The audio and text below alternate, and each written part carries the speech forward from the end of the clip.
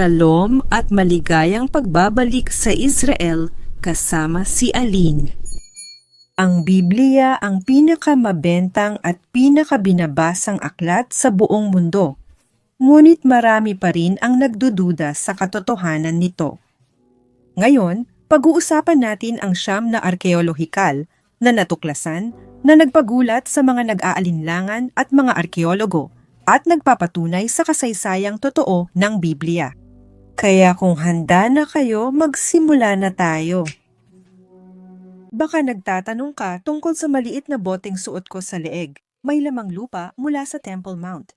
Kaya dala ko ang kasaysayang biblikal. Noong 1999 iligal na itinapon ang lupang ito para burahin ang ating nakaraan. Ngunit nailigtas ito ng mga arkeologo sa Temple Mount Sifting Project. Maaari kang magkaroon ng bahagi ng kasaysayang ito at suportahan ang mahalaga nilang gawain. I-scan ang QR code o tingnan ang link sa ibaba para sa espesyal na regalo ngayong holiday. Kaya pag-uusapan natin ang 9 na natuklasan na nagbago sa kasaysayan ng arkeolohiyang biblikal. At sa unang pwesto, narito ang estela ng Tioda, na kilala rin bilang estela ni David. Ang mga estela ay mga batong itinayo na may mga inskripsyon o simbolo. Hanggang sa simula ng dekada 90, karamihan sa mga historiador at arkeologo ay hindi naniniwala na talagang umiral si Haring David. Naniniwala sila na si Haring David ay isang alamat na inimbento ng mga tao ng Israel. Pero magbabago ito dahil sa inskripsyon ng Tioda. Noong 1993, natagpuan ng arkeologong si Avraham Biram at ng kanyang grupo ang batong ito sa Tioda, na nasa pinakadulong hilaga ng Israel. Nakasulat dito tungkol sa isang haring kaaway na umatake sa Israel at nagawang patayin ang 2 hari. Jehoram, anak ni Akabe at Akazias. Anak ni Heraw mula sa angkan ni David. Mga kaibigan, ito lang ang natatanging inskripsyon sa labas ng Biblia na binabanggit si Haring David. At higit pa roon, ang angkan ni David ay nangangahulugang ang kanyang lahi o mga inapo. At ang 2 haring ito ay binanggit sa Biblia. Si Jehoram ay anak ni Akabe at ng malupit na si Jezabel. At si Akazias naman ay mula sa lahi ni Haring David, gaya ng makikita ninyo dito sa punong genealohiya. At tingnan ninyo, kamangha-mangha, ang labang ito ay nakasaad din sa Biblia sa 2 aklat ng mga hari. Kabanata 8, ikinukwento kung paano inatake ni Hazael, ang hari ng Damasco, ang Israel. Kaya dito, mayroon tayong konkretong arkeolohikal na ebidensya ng pag-iral ni Haring David at ng kanyang lahi, pati na rin ng labang ito sa Biblia. Lahat ng ito ay nasa maliit na batong ito. At ang pangalawang natuklasan ay ang lagusan ni Ezekias na namuno dito 2,700 taon na ang nakalipas. At noong panahon niya, inatake ng Assyria ang Israel at Judah. At dahil dito, ngayon, haharapin niya ang isa sa pinakamalalaking hukbo sa sinaunang mundo. At dahil dito, nang malaman niyang paparating ang mga Asiryo, sinimulan niya ang isang serye ng paghahanda para sa malaking labanan na ito.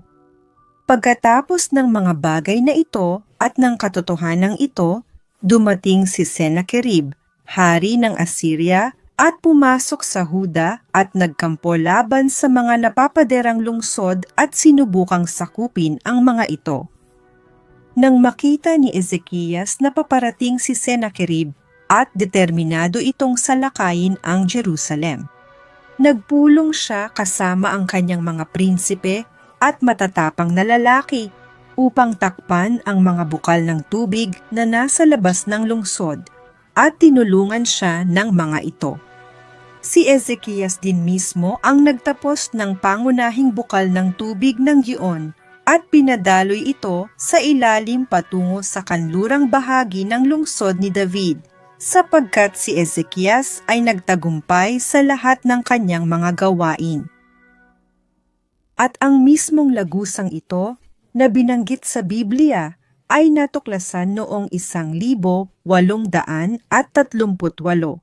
Pero paano natin malalaman na ito nga ang mismong lagusan? Una, ito ay akma na akma sa paglalarawan sa Biblia. Pero higit sa lahat, dahil natagpuan sa loob nito ang isang inskripsyon na nagsasabi kung paano itinayo ang lagusang ito. Mahigit kalahating kilometro ang haba nito. Sobrang dilim sa loob at malamig ang tubig. Pero kung gusto ninyong pumunta kami doon at kunan ng video ang lagusang ito na 2,700 taon na at binanggit sa Biblia, mag-iwan lang kayo ng komento dito. Ngayon naman, punta tayo sa ikatlong natuklasang arkeolohikal, ang pader ni Ezekias, na itinayo ni Haring Ezekias para rin protektahan ang lungsod ng Jerusalem. At ang pader na ito ay hindi lang isang beses na banggit, kundi 3, kung hindi man 4 na beses sa Biblia, at ganito ang nakasulat. Binilang din ninyo ang mga bahay sa Jerusalem at giniba ninyo ang mga bahay upang patibayin ang mga pader. Ang sinasabi sa atin ng propetang Isayas ay noong panahong iyon, wala silang sapat na oras para gumawa ng pader na kukumpleto sa paligid ng lahat ng bahay sa lungsod. At dahil dito, sa pagmamadali at takot sa pag-atake ng mga Asiryo, itinayo nila ang pader na dumadaan sa ibabaw ng mga bahay sa lungsod na hindi karaniwan noong panahong iyon. At nang hinukay ang pader na ito, natuklasan nga na ito ay dumadaan sa ibabaw ng mga bahay sa lungsod, eksaktong tulad ng isinasaad sa Biblia. Ngayon, ang tanong na lumilitaw ay, sino ang mananalo sa labang ito? Ang mga Asiryo na may malaking hukbo ay dumating sa Jerusalem pagkatapos ng lahat ng mga gawaing ginawa ni Isayas, at ang nanalo sa labang ito ay Diyos. Panoorin ninyo ito. Kaya't ganito ang sabi ng Panginoon tungkol sa hari ng Assyria. Hindi siya papasok sa lungsod na ito, ni magpapakawala ng anumang palaso rito, hindi rin siya lalapit dito na may kalasag, at hindi rin siya magtatayo ng anumang trintsera laban dito. Sa daang pinanggalingan niya, doon din siya babalik, ngunit sa lungsod na ito ay hindi siya papasok, sabi ng Panginoon. Sapagkat iingatan ko ang lungsod na ito upang iligtas, alang-alang sa aking sarili, at alang-alang kay David na aking lingkod. Nangyari nga na ng gabing iyon, lumabas ang anghel ng Panginoon at pinuksa ang kampo ng mga Asiryo. At 185,000 sa kanila, nang magising sila kinabukasan, naroon na silang lahat ay mga bangkay. Kaya't si Sennacherib, hari ng Assyria, ay umalis, nagbalik, at nanatili sa Ninive. Ang talatang ito ay nagsasabi sa atin tungkol sa pagmamahal ng Diyos sa kanyang lungsod, ang Jerusalem. At sa huli, lahat ng malalaking pader, gusali, at mga lagusan na ginawa ni Ezekias ay hindi naman talaga kinailangan, dahil pinrotektahan ng Diyos ang kanyang lungsod. At ang ika-4 na natuklasan sa ating listahan ay ang mga prisma ni Sennacherib. Dumating na ang oras para pag-usapan ang malaking kaaway ng bayan ng Israel at ni Ezekias. Ang 3 prismang ito na gawa sa luwad na isinulat sa cuneiforme ay nagpapahayag sa atin ng maraming bagay. Ang mga prismang ito ay nagsasalaysay ng kwento ng labanan ng bayan ng Israel laban kay Sennacherib, ayon sa pananaw ng mga kaaway. Mahalaga ang natuklasang ito dahil ikinukwento nito ang kasaysayan ng Israel, hindi lang mula sa sarili nating salaysay, kundi pati sa pananaw ng mga kaaway. Tingnan ninyo kung ano ang nakasulat. Tungkol sa hari ng Juda, si Ezekias, na hindi nagpasakop sa aking kapangyarihan, kinubkob at nasakop ko ang 46 sa kanyang mga pinatibay na lungsod, kasama ang maraming maliliit na bayan na nakuha sa mga labanan gamit ang aking mga pambasag.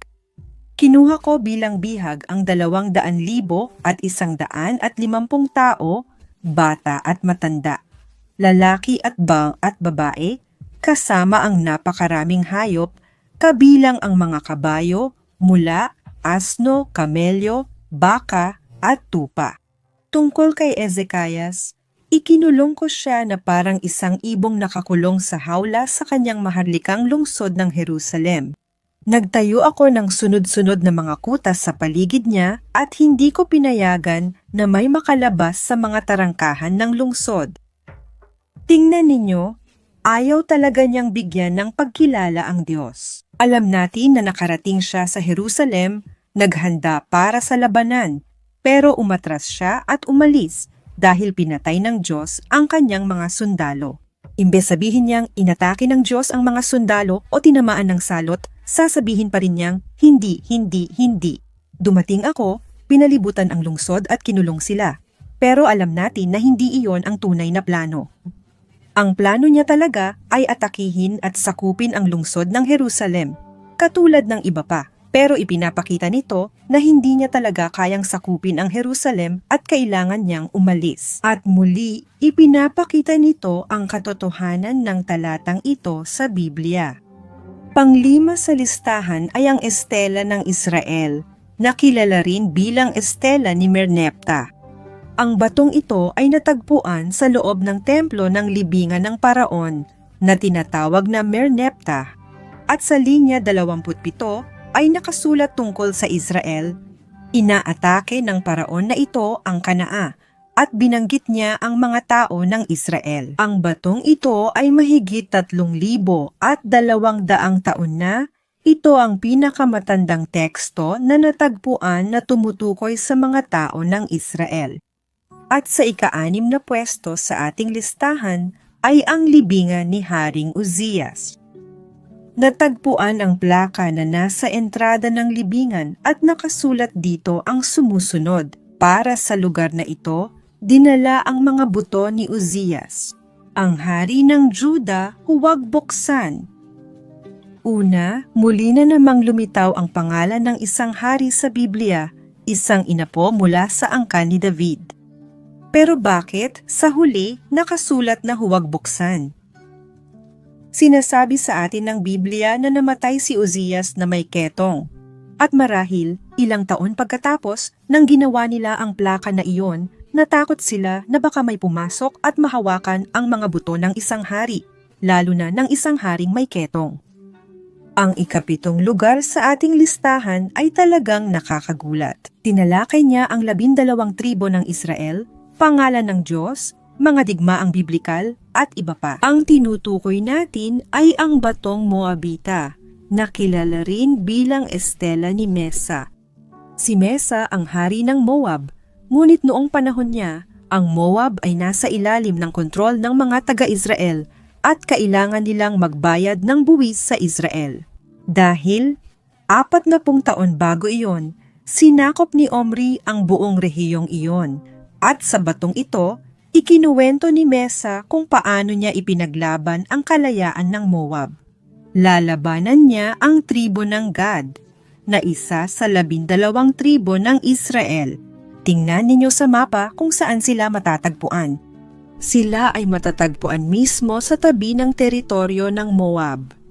At sa batong iyon ay nakasulat na kinuha niya ang Diyos ng Israel, ang Tetragrammaton. Naroon ang pangalan ng Diyos, at kinuha niya ang Diyos ng Israel at kanyang pinahiya sa harap ni Chemos, na siyang pangunahing Diyos ng Moab, kanyang pinahiya ang Diyos ng Israel, at muling itinatag ang pagsamba sa mga Diyos-Diyosan sa lugar na iyon, na nasa kabilang panig ng Israel.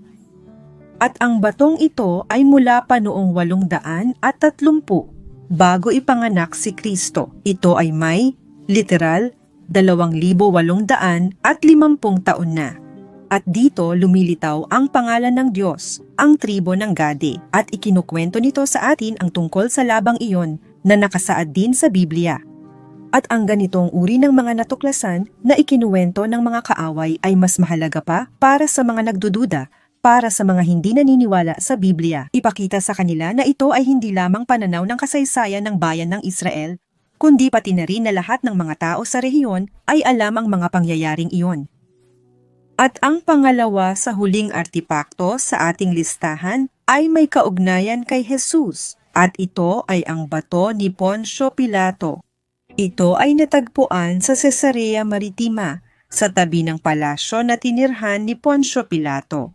At dito ay nakasulat ang sumusunod: Tiberium Pontius Pilatus, Praefectus Iudaeae fecit dedicavit. Nakasulat sa Latin na ang Tiberium ay itinayo ni Poncio Pilato, ang gobernador ng Judea. Maraming tao ang nagdududa noon sa historikal na pag-iral ni Poncio Pilato, o kung siya nga ba talaga ang naging gobernador dito sa Judea noong panahon ni Jesus. At inalis ng batong ito ang lahat ng pagdududa. Ano ang Tiberium? Hindi natin alam, pero hindi rin mahalaga. Ang mahalaga sa atin ay ang historikal na patunay na siya ay naging gobernador. Dahil alam natin na hindi nagtagal matapos niyang isulat ang inskripsyong ito, pupunta siya sa Jerusalem para husgahan at hatulan si Jesus ng kamatayan sa pamamagitan ng pagpapako sa krus. At ang huling artepakto na ating pag-uusapan ay ang silindro ni Ciro. Ang silindrong ito ay nagbago ng kasaysayan ng bayan ng Israel at pati na rin ng iba pang mga tao sa rehiyong ito. Paano nangyari iyon? Ilang taon bago nito, sinakop ng Imperyong Babilonya ang Israel, winasak nila ang templo sa Jerusalem at ipinatapon ang mga Hudyo sa Babilonya. Ipinatapon din nila ang iba pang mga tao at inapi ang lahat ng mga ito, pati na ang mga Hudyo. Umupo sila sa Babilonya at nanalangin sa Diyos na sana ay makabalik sila balang araw sa kanilang lupain. Sa tabi ng ilog ng Babilonya, kami naupo't umiyak. At sa wakas, tutugunin ng Diyos ang mga panalangin. Ang Imperyong Babilonya ay wawasakin ni Ciro, ang hari ng Persya. At ngayon, kukunin niya ang mga tao ng Israel at ang iba pang mga taong ipinatapon at papayagan silang makabalik sa kanilang lupain, ang pagbabalik sa Sion. Nakalagay ito sa silindrong iyon. Ang silindrong iyon, mga kaibigan, ay ang teksto kung saan si Ciro ay nagsasalita at ipinapahayag sa mga tao na maaari na silang bumalik sa kanilang lupain. Iniisip ko ang mga Hudyo sa sinaunang Babilonya na naririnig ang mga salitang iyon na maaari na silang bumalik sa kanilang lupain. At sila ay bumalik at muling itinayo ang ikalawang templo ng Jerusalem, at dito nagsisimula ang isang malaking panahon sa Biblia na magtatapos sa pagkawasak ng templo pagkatapos noong taong 70. Kaya itong maliit na artepakto, ito ang katuparan ng banal na salita noong ipinangako ng Diyos ang lupain ng Israel sa kanyang bayan. Ang bayan ay naitaboy, ngunit sila ay nakabalik dahil sa pakikialam ng Diyos at sa silindro ni Ciro. Ipinapakita sa atin ng arkeolohiya ang maraming bagay tungkol sa Biblia at pati na rin sa ating sariling kasaysayan. At dahil dito, sa tingin ko napakaganda na narito ako sa lupain ng Israel at makita mismo ang arkeolohiya. Maraming salamat sa inyong lahat sa panonood, isang malaking halik at magkikita tayo sa susunod.